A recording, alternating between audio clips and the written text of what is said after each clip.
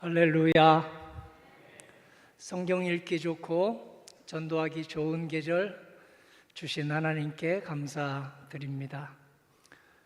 은혜 받기 참 좋은 계절, 은혜 받고 전도할 수 있는 좋은 계절 주신 하나님께 감사드립니다. 오늘 이사야 45장은 전체 주제를 우리가 믿는 하나님은 나를 빚으시는 토기장이시고 그리고 우리는 그의 손에 들려지는 그릇이라는 말씀입니다. 하나님은 우리를 진실함과 선함과 아름다움의 진선미 형상대로 빚으셨습니다. 그런데 우리가 그만 마귀의 꼬임과 유혹에 넘어가서 원망하고 남 탓하고 분열하고 살다가 진실하고 선하고 아름다운 형상, 진선미의 형상을 잃어버렸습니다. 퇴색되었습니다. 그런 우리를 그렇게 해서 불행하게 사는, 기쁘게 살지 못한 우리를 긍휼히 여기시고 하나님은 회복의 은혜를 허락하여 주십니다. 지금 이 시간에도 주시고 시시때때로 말씀과 기도 시간에 회복, 회생의 기회를 주십니다. 도전 골든벨이라는 KBS TV 프로가 하나님이 우리에게 얼마나 토기장이가 되시는지를 간접적으로 보여주고 있습니다. 도전 골든벨은 1999년부터 2000년까지 2020년까지 20년간 진행된 아주 장수 프로그램입니다. 100명 학생을 뽑아서 50문제를 맞히는 학생에게 골든벨, 우승의 기회가 주어집니다. 참가자들이 하얀 보드판에 문제를 내면 답을 적고요. 그 답을 맞히면 그대로 남고 끝까지 남고 답을 맞히지 못하면 잠시 밖으로 나갑니다. 영원히 밖으로 나가라고는 하지 않습니다. 패자 부활전이 있기 때문입니다. 패자 부활전이지만 한 번 문제를 맞추지 못하고 두 번 문제를 맞추지 못했다 할지라도 열심을 내서 끝까지 문제를 맞추면 패자 부활전 참석한 학생이 우승자가, 최고 우승자가 되기도 합니다. 하나님의 회복의 은혜, 회생의 은혜는 마치 도전 골든벨에 나오는 패자 부활전과 같습니다. 나중된 자 먼저 되게도 하시고 먼저 된 자 나중되게도 하십니다. 하나님께서도 우리에게 문제를 내십니다. 나에게 진실함과 선함과 아름다움, 진선미 형상이 어떤 때 거울을 보며 있는 것 같은데 어떤 때 원망하고 남탓하면서 거울을 보면 또 없는 것 같기도 하고 괴로워하는 인간에게 문제를 내셨습니다. 어떻게 하면 사람이 진실함과 선함과 아름다움을 회복해서 신나게 서로서로 귀하게 여기며 살아갈 수 있을까? 문제를 내시고 정답도 알려주셨습니다. 그 정답의 축약이 10계명입니다.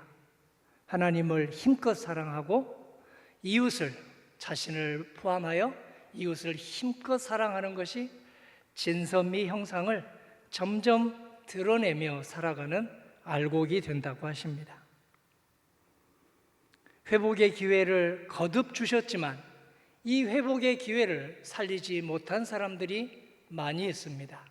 오늘 이 시간에도 어김없이 주님은 회복의 기회를 주십니다. 그리고 마침내 잘 못 알아듣는 우리들을 위해서 예수 그리스도로 직접 오셨습니다. 예수님을 진선미 회복의 주님으로 믿고 따르는 사람에게는 누구나 회복의 골든벨을 자기 인생에서 울릴 수 있도록, 한 명만 울리지 않고 모두 울릴 수 있도록 그렇게 해주셨습니다.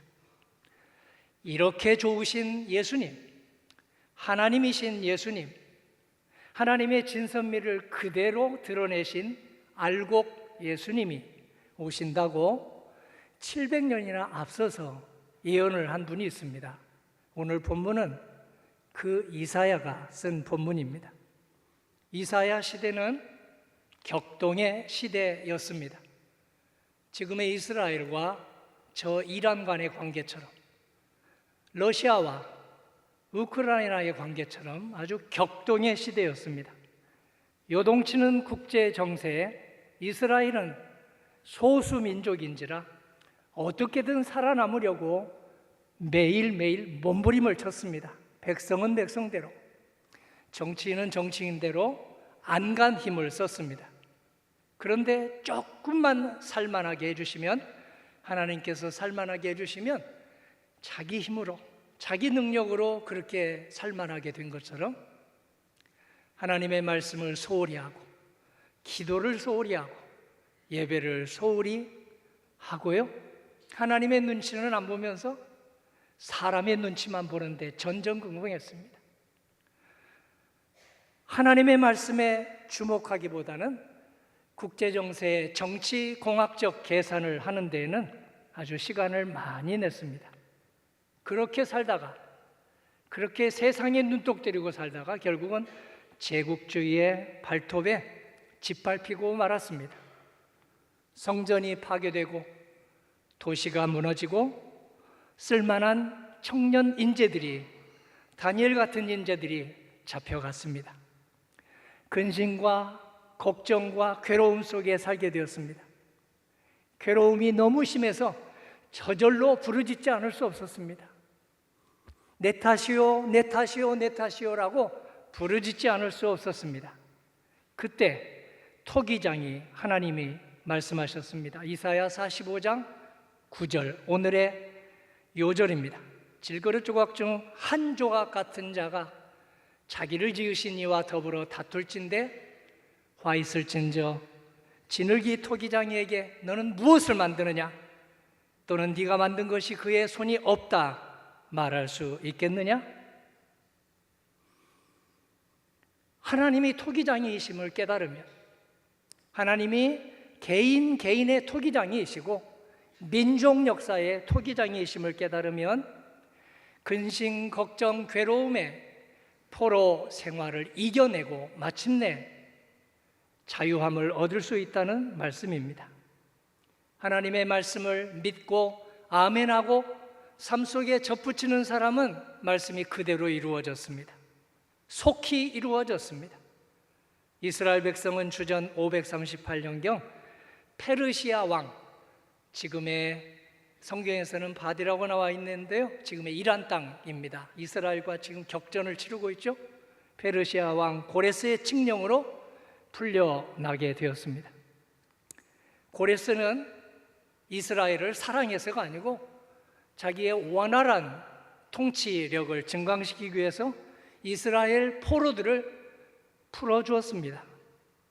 그래서 이사야는 고레스가 풀어준 게 아니다, 하나님이 풀어주신 것이다. 고레스가 주관한 게 아니다, 하나님이 주관하신 것이다. 하나님이 귀환하게 하신 것이다 하고 그렇게 외쳤습니다.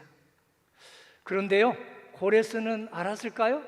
하나님의 섭리를 알았을까요?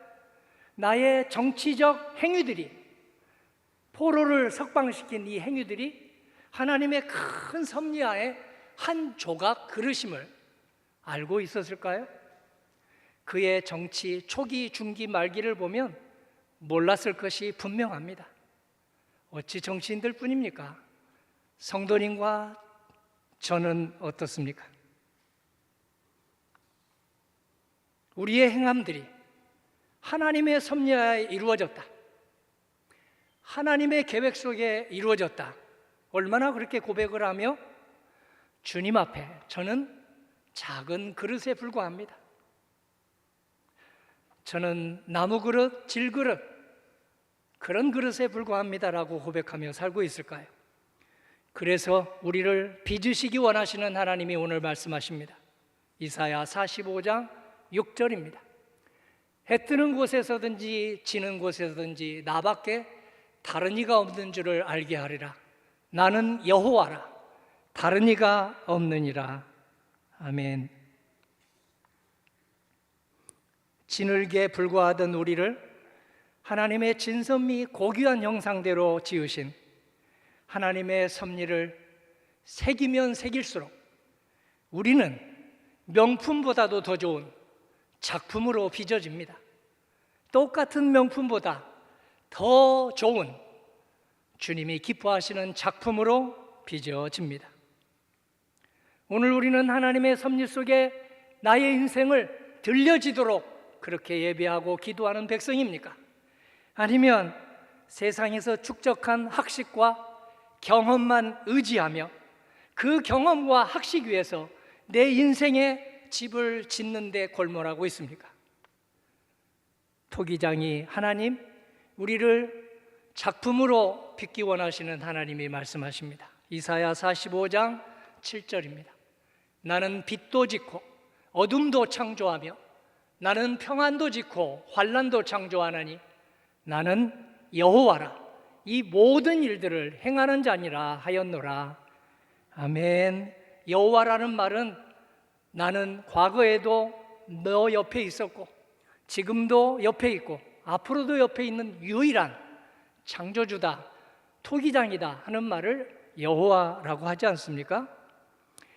오늘 여호와 하나님, 우리의 반쪽이 아니라 우리의 전부이신 하나님, 우리 생명의 근원이신 하나님이 우리가 잘 못 알아듣자 그렇게 쉽게 질문해도 못 알아듣고 그렇게 많이 보여줘도 못 알아듣자 드디어 직접 이 땅에 오셨습니다.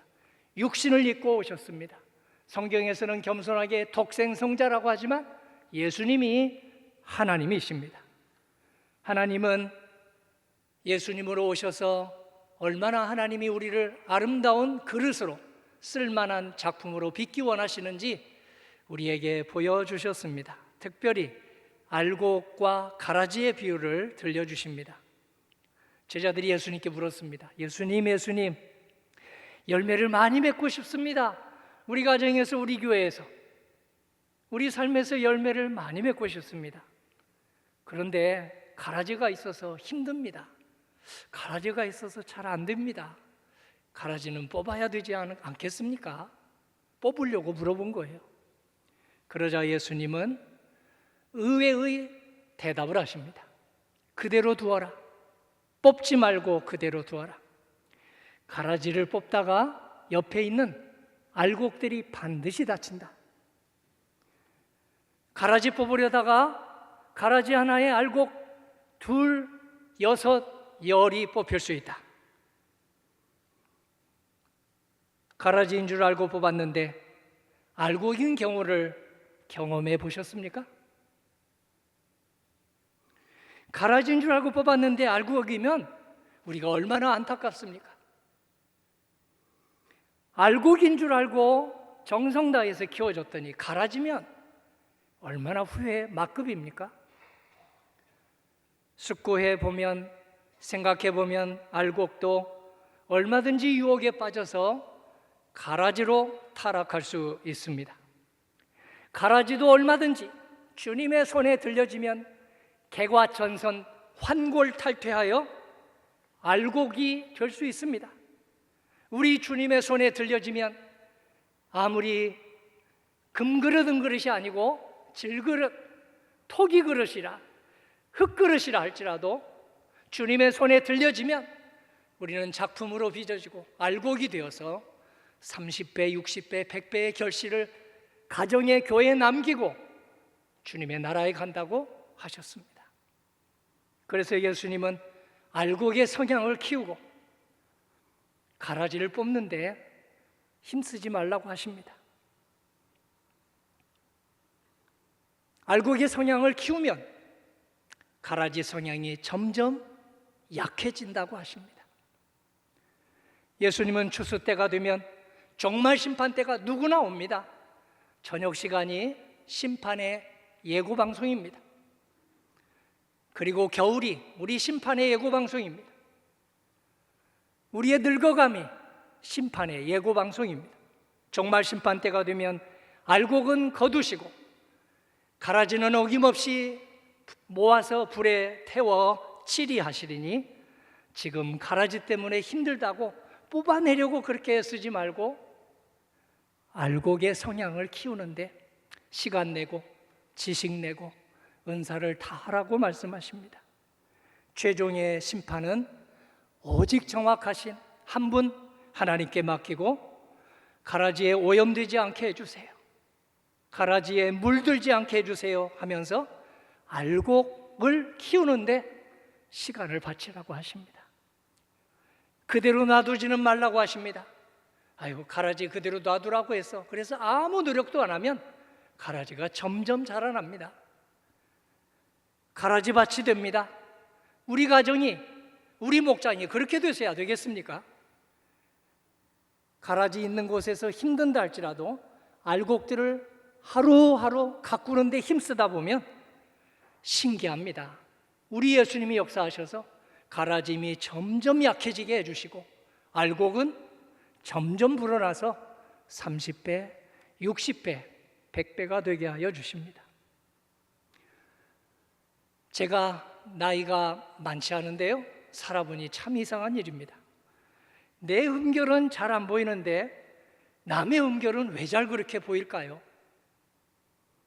내 단점은 잘 안 보이는데 남의 단점은 왜 그렇게 잘 보이는 것일까요? 우리 예수님은 죄성 때문에 그렇다고 하십니다. 한 사람만 그런 게 아니라, 저만 그런 게 아니라 우리 모두가 자기의 흠결, 자기의 단점, 자기의 오점은 잘 못 보고 남의 오점, 단점, 결점을 보는데 아주 대단히 현미경과 안경을 쓴 것 같다고 합니다. 우리는 죄성 때문에 사도 바울이 한 말을 기억합니다. 나는 공고한 사람이로다. 누가 이 죄성에서 나를 구해줄 수 있겠는가? 내 흠결은 잘 안 보이고 내 흠결을 성찰한다 할지라도 합리화하기 쉽고 남의 흠결은 그렇게 잘도 보고 지적도 화급하게 우리는 합니다. 우리의 마음밭에 두 가지 요소가 함께 있습니다. 알곡 성향도 있고 가라지 성향도 있습니다. 알곡 같은 선한 성향도 있고 가라지 같은 악한 성향도 있습니다. 정도의 차이만 있을 뿐 내면 속에 가라지 성향이 없는 사람이 있으면 한번 저요 해보십시오. 내면에 알곡 같은 선한 영향이 더 드러날 때는 우리는 주님께 알곡이다 하고 격려를 받습니다. 그러나 내 안에 악이 드러날 때는 가라지입니다. 그러므로 저 사람은 가라지야, 나는 알곡이야 할 때가 신앙생활의 가장 지금 교만의 지경에 올랐을 때입니다. 베드로를 보십시오. 예수님께 천국 열쇠를 받았을 때 알곡의 모습이었습니다. 그러나 예수님께 이 사탄아 내게서 물러가라 하는 말씀도 들었죠. 그때는 가라지 모습이었습니다. 사도 바울도 그렇습니다. 예수님을 믿는 사람들, 교회 가는 사람들을 붙잡아서 힘들게 하고 감옥에 가둘 때 영락없는 가라지였습니다. 그러나 회개하고 이방인의 사도로 자기의 지식, 자기의 시간, 자기의 물질, 자기의 경험을 다 바쳤을 때는 알곡의 모습이었습니다. 성도님과 저는 알곡의 모습을 더 드러내며 살고 있을까요? 가라지의 모습을 더 드러내며 살고 있을까요? 지금 며느리에게 시어머니로서 알곡의 모습을 보이는 시어머니이십니까? 가라지의 모습을 보이는 시어머니이십니까? 오늘 우리는 어떤 성도일까요? 신도회에서 우리 신도회는 어떻게 하면 부흥을 할까요? 우리 장로님 기도하신 것처럼 사신목장은 어떻게 하면 성장할까요? 우리 예수님은 알곡 같은 사람들이 많아지면 부흥이 아주 쉽고 가라지를 그대로 놔두면 부흥이 아주 어렵다고 말씀하십니다. 기도에 힘쓸수록 알곡입니다. 기도를 소홀히 할수록 우리도 모르게 가라지가 되어갑니다. 지금은 가라지 모습이 더 많이 나타난다 할지라도 주님 앞에 나아가 기도하고 또 기도하면 알곡의 모습이 드러나도록 성령께서 도와주십니다. 지금 알곡의 모습을 가지고 99년 살았다 할지라도 나는 옛날 기도 많이 했어, 이제 안 해도 돼, 후배가 하면 돼, 그렇게 기도를 소홀히 하면, 그래서 원망하고 남 탓하면서 신앙생활을 하면 가라지 모습이 우리가 원하는 부흥을 방해합니다. 그래서 우리는 기도합니다. 저희를 유혹에 빠지지 않게 해주시옵소서. 악에서 구해 주십시오. 예수님은 유혹을 없애주십시오, 악을 제거해 주십시오, 이렇게 기도하지 않으셨습니다.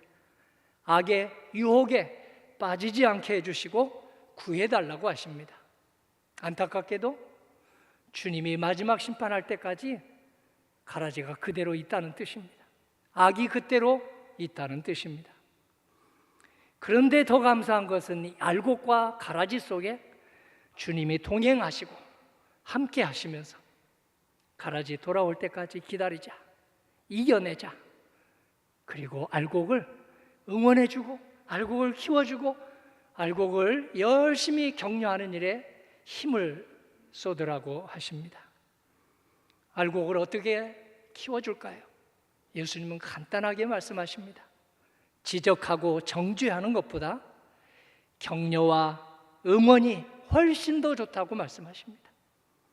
알곡의 성향을 격려하고 응원할수록 오해의 장점과 오해의 단점이 있으면 오해의 단점을 이야기하기 전에 오해의 장점을 응원하고 격려하면 우리 예수님이 키워주신다고, 씨 뿌리고 물 주면, 하나님의 말씀에 씨를 뿌리고 기도에 사랑에 물을 주면 잠자는 동안에도 예수님이 자라게 해준다고 하십니다. 이걸 체험한 한 작가가 있습니다. 노벨 문학상 수상자 한강 작가입니다. 그 사실을 깨닫고 젊은 엄마와 20대 30대 젊은 엄마와 자라나는 아가들에게 건네는 괜찮아 라는 시를 썼습니다. 제가 전문을 한번 띄워보겠습니다.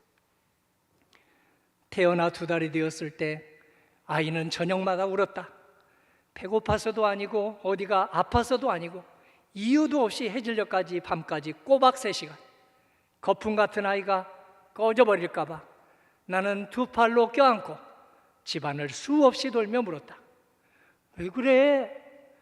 왜 그래? 엄마 힘들게 왜 그래? 내 눈물이 떨어져 아이 눈물에 섞이기도 했다. 그러던 어느 날 문득 말해봤다. 괜찮아. 아가야, 괜찮아. 이제 괜찮아. 그렇게 말해도 아이 울음이 그치진 않았지만 누그러진 건 오히려 내 울음이었지만 며칠 뒤부터 아이는 저녁 울음을 멈췄다. 30살 넘어 그렇게 알았다. 내 안에 당신이 흐느낄 때 어떻게 해야 하는지. 눈물을 향해서 괜찮아, 괜찮아. 왜 그래? 왜 그래가 아니라 괜찮아, 이제 괜찮아. 이게 시의 끝입니다.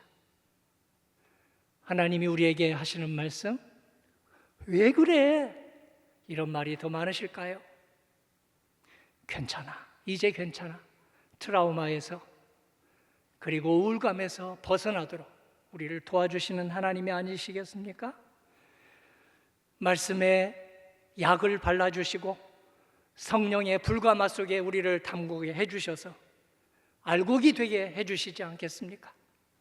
사랑과 일학과 화평의 성품을 키울 은혜를 주셔서 알곡이 되게 해주시지 않겠습니까?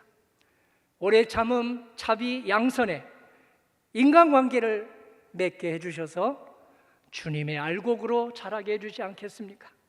중성과 온유와 절제로 직분을 수행할 때마다 오늘 우리가 영적인 알곡이 되게 해주시는 하나님이십니다. 그 하나님이 우리의 토기장이십니다. 우리 가정 빚으시고 99년 된 교회 빚으시는 토기장이십니다. 하나님 은혜가 이렇게 크시니 우리 함께 내 안에 알곡 성향부터 키우는데 열심을 내기를 주님의 이름으로 간절히 기원합니다. 아멘.